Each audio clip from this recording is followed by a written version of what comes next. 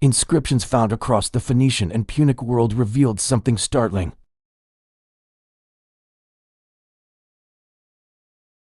It didn't matter who received it, whether it was Baal-Hamon or another powerful entity.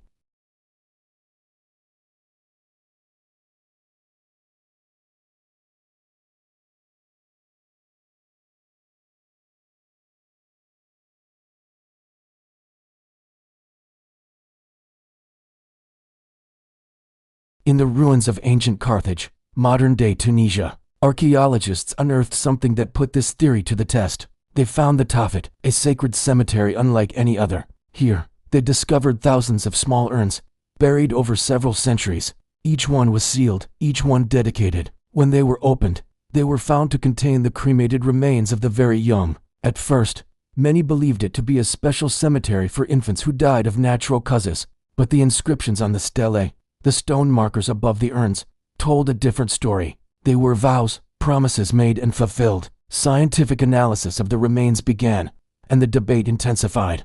Some were animal remains, usually lambs. Others were not. The presence of both animal and human infants, side by side, dedicated in the same manner, suggested a disturbing ritual practice. This wasn't a regular burial ground. This was a place of sacrifice. Each urn was a sealed testament to a desperate plea, a price paid in the face of overwhelming crisis. The ashes of Carthage offered a silent, chilling confirmation. The Molk was not an act of chaotic, frenzied violence.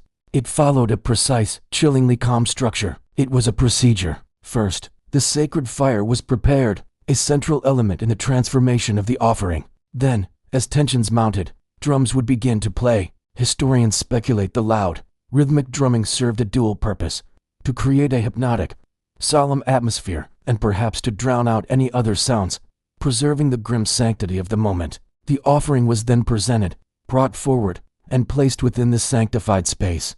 And then, a profound silence would fall. This is a key detail often overlooked. Unlike other ancient rituals filled with chants, prayers, and loud invocations, the final moments of the Molk were marked by stillness.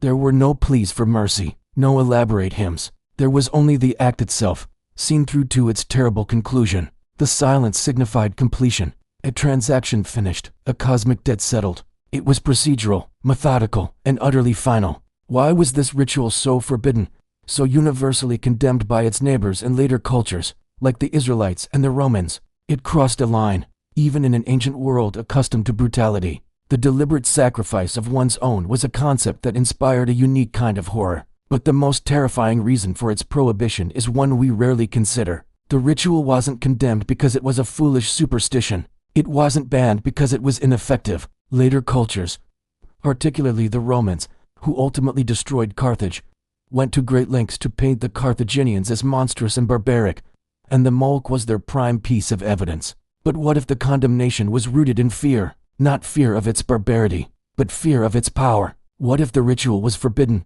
not because it didn't work, but because it did? What if, in the minds of the people who performed it, offering the most valuable thing they had actually produced results, turning the tide of a battle, ending a famine? The true horror is the possibility that their desperate calculus was, in their eyes, correct. And here is a secret, a detail that is often buried in academic papers and rarely makes it into the popular narrative. Not every Molk involved the same offering. This was not a one-size-fits-all ritual. The value of the sacrifice was scaled to the severity of the crisis.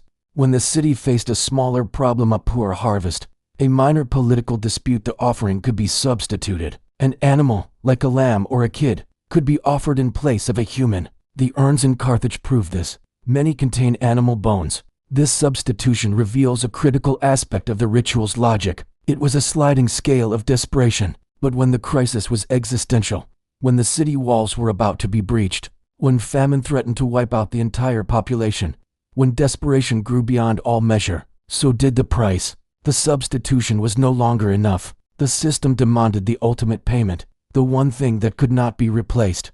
The shift from animal to human was the final, terrifying measure of how close to the edge they truly were. Today, in our modern world, we think we are far removed from such brutal logic. We sanitize the concept of sacrifice.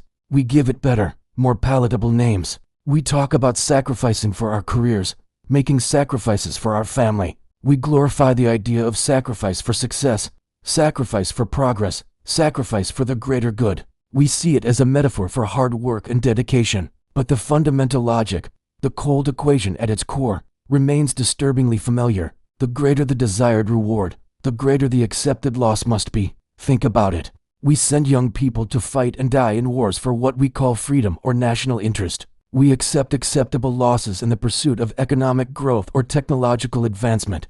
We trade our time, our health, our relationships for a shot at a bigger prize.